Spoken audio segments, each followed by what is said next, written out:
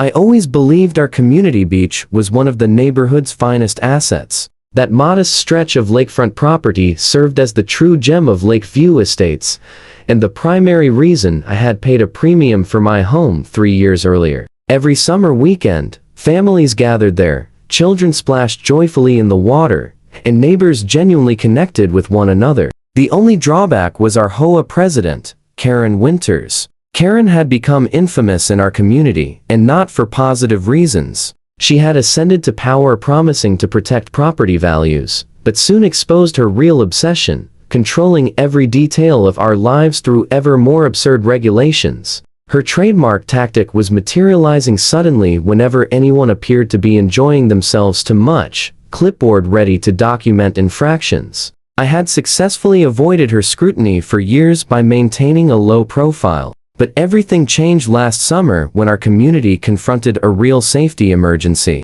It began when 2 children nearly drowned at our beach over Memorial Day weekend. Fortunately, a resident who happened to be a former lifeguard rescued them just in time, yet the incident served as a frightening wake-up call. Our neighborhood had expanded significantly, with more families and children using the beach than ever before. At the emergency HOA meeting that followed, even Karen appeared to acknowledge that safety improvements were essential. The board voted unanimously to erect a proper lifeguard tower and employ certified lifeguards for the summer season. As a civil engineer with valuable construction connections, I offered to supervise the project. The permits were granted swiftly due to the safety implications, and I worked closely with county officials who proved remarkably cooperative once they grasped the circumstances. The tower would be a straightforward yet efficient design, raised sufficiently to provide lifeguards with clear oversight of the entire beach area.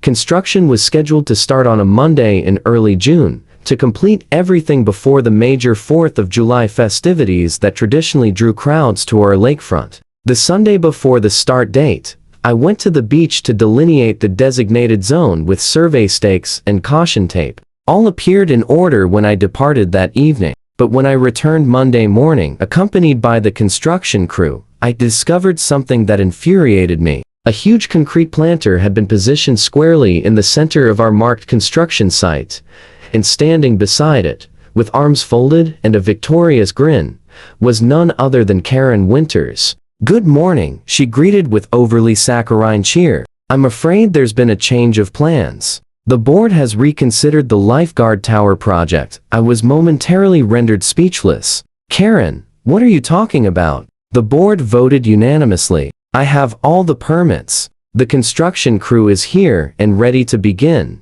She tilted her head as if addressing a child. "Well, as president, I hold final authority over aesthetic matters, and I've concluded that a lifeguard tower would be an unsightly blight that would diminish property values. This charming planter is a far more appropriate enhancement for our beach area, don't you agree?" The planter was far from charming. It was an enormous, unattractive concrete behemoth that surely weighed several hundred pounds. "How did you even manage to get this thing here?" I asked, still struggling to comprehend the situation. Karen pointed toward a landscaping truck parked nearby. "My cousin owns Green Valley Landscaping. He was delighted to assist when I described the circumstances." The smug smile never faded from her expression. I drew a deep breath, striving to remain professional. "Karen, this isn't about aesthetics. It's about safety. 2 kids almost drowned here. The tower location was carefully chosen based on visibility standards and approved by county officials." She dismissed my words with a wave of her hand. "Those children shouldn't have been swimming without supervision to begin with. Their parents should exercise greater responsibility. Besides, I've decided we'll redirect the funds toward installing security cameras instead. Much more practical for preserving order." At that moment, the construction foreman approached, visibly puzzled about whether to proceed. The crew was already on the clock, and any delays would incur costs. I requested a few minutes from him and turned back to Karen. "You can't unilaterally overturn a board decision," I stated calmly, "and we already possess the permits and approvals. Removing that planter and continuing with construction is the only lawful course here." Karen's expression grew stern. "I've already contacted the county to revoke those permits. And as for the board, I'm confident they'll align with my perspective at our next meeting. In the interim, if you attempt to move this planter or build anything here, I'll pursue trespassing charges." She patted the HOA bylaw binder she perpetually carried like a sacred text. Section 12. Paragraph 4 clearly grants me authority to block unapproved alterations to community property. I was beginning to lose my composure, but kept my tone steady. "Karen, you're incorrect about your authority in this matter. The board's vote and the county permits supersede your personal opinions. Please remove the planter so we can proceed as planned." Her eyes narrowed. "I don't think you understand who you're dealing with. Perhaps you've forgotten that your deck extension from last year exceeds the approved dimensions by 3 inches. She smiled coldly. "It would be unfortunate if the HOA had to enforce measures requiring you to demolish it." And there it was, the threat. Classic Karen. I shouldn't have been surprised, but it still caught me off guard. She'd evidently been holding this leverage in reserve. She probably maintained dossiers on every resident containing potential violations to deploy as needed. I resolved to attempt one final reasonable appeal. "Karen, this isn't about me or you or me. It's about the safety of children in our community. The Lifeguard tower could literally save lives. Is that truly worth sacrificing for whatever point you're trying to prove?" For a brief instant, I thought I detected a flicker of doubt in her expression, but it vanished almost immediately. "The decision has been made," she stated firmly. "The planter stays. The tower does not. End of discussion." With that, she turned and strode away, leaving me standing there with an idle construction crew and a ludicrous concrete barrier. I apologized to the foreman and informed him that we would need to reschedule. As the crew packed up their equipment, I took out my phone and placed 2 important calls. First, to the head of the HOA board to describe what had transpired, and then to my contact at the county permit office. What I discovered from those conversations altered everything. First, Karen had indeed reached out to the county, purporting to speak for the HOA, but she lacked any authority to revoke permits that had been duly issued. More crucially, my contact clarified that tampering with the safety structure sanctioned by the county was not merely a breach of HOA rules, it constituted an actual violation of County Ordinance Abuto, public safety. The following morning, I returned to the beach with reinforcements, 2 other board members, my county contact, and a police officer. Karen was summoned to meet us there. When she arrived and beheld the assembled group, her customary assurance wavered briefly, but she swiftly regained her composure. "I see you've brought quite the entourage," she remarked with strained cheerfulness.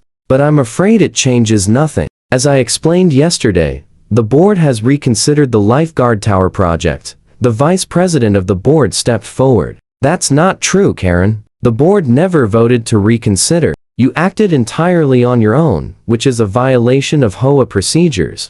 Karen's face flushed with anger. "As president, I have executive authority in matters of community aesthetics. If you'd bothered to read the bylaws," the county official interrupted her. "Miss Winters, I'm afraid this transcends HOA bylaws. You've illegally interfered with a county-approved safety installation. That planter must be removed immediately, and construction of the Lifeguard tower must proceed as planned." Karen appeared genuinely shocked. "Illegal? That's absurd. This is private community property, which is still subject to county safety regulations," the official explained patiently, "especially when it comes to water safety installations. The permit was issued after determining there was a demonstrated need for improved safety measures following multiple near-drowning incidents." Karen turned to the police officer, clearly expecting him to support her. "Officer, these people are threatening to trespass on community property. As HOA president, I'm asking you to remove them." The officer looked uncomfortable. "Ma'am, from what I understand, they have proper authorization to be here and to construct this safety tower. You, however, placed an unauthorized obstruction that interferes with an approved safety measure. I'm going to have to ask you to arrange for the removal of that planter immediately." Karen's face shifted from red to purple. "This is outrageous. I'm protecting our property values. That tower will be an eyesore, visible from half the community." "Miss Winters," the officer continued, his patience clearly wearing thin, You have two options. You can arrange to have the planter removed now, or you can be cited for obstruction of a public safety installation, which is a serious offense. For a moment, I thought Karen might actually relent, but then, in a move that left us all stunned, she pulled out her phone and began recording. "I am documenting this abuse of power," she announced loudly. "You have no right to threaten me. I know my rights, and I know the law. That tower is not being built today or any day." Then, in a bizarre escalation, Karen actually positioned herself in front of the planter, arms spread wide as if physically shielding it. "You'll have to physically remove me if you want to touch this planter," she declared dramatically. The officer sighed deeply. "Ma'am, please don't make this more difficult than it needs to be. Step away from the planter and let's resolve this reasonably." "I am being reasonable," Karen shouted, her voice rising to a pitch that probably carried across the entire neighborhood. "I'm protecting our community. These people are trying to destroy our property values with their ugly tower." What happened next would later become legendary in our community. As Karen continued her tirade, a small crowd of neighbors had gathered to watch the spectacle. The officer again asked her to step aside, explaining that she was now actively interfering with a public safety installation, which was escalating the situation from a citation to potential arrest. Karen responded by sitting down on top of the planter. "Go ahead and arrest me for protecting my community," she challenged, clearly believing this was all an empty threat. The officer looked pained, but proceeded to explain that she was now trespassing and obstructing a safety installation. When Karen still refused to move, he finally did exactly what she had dared him to do. He placed her under arrest. The shock on Karen's face as she was carefully helped off the planter, handcuffed, and led to the police car was something I'll never forget. She kept repeating, "This is a mistake. I'm the HOA president," as if the title granted her immunity from the law. After Karen was taken away, her cousin's landscaping company was contacted to remove the planter, and construction on the Lifeguard tower finally began. The tower was completed just in time for the 4th of July weekend, and it blended in beautifully with the surroundings, hardly the eyesore Karen had prophesied. As for Karen, she was charged with obstruction of a public safety installation and resisting an officer. At her court hearing, the judge was not sympathetic to her explanation that she was just protecting property values. She was sentenced to 100 hours of community service, fined $5,000, and placed on probation for a year. The moment the judge announced the sentence, Karen's face contorted into a mask of pure shock and outrage. 5,000, she shrieked in the courtroom. "But I was just doing my job." The judge banged his gavel and warned her about contempt of court.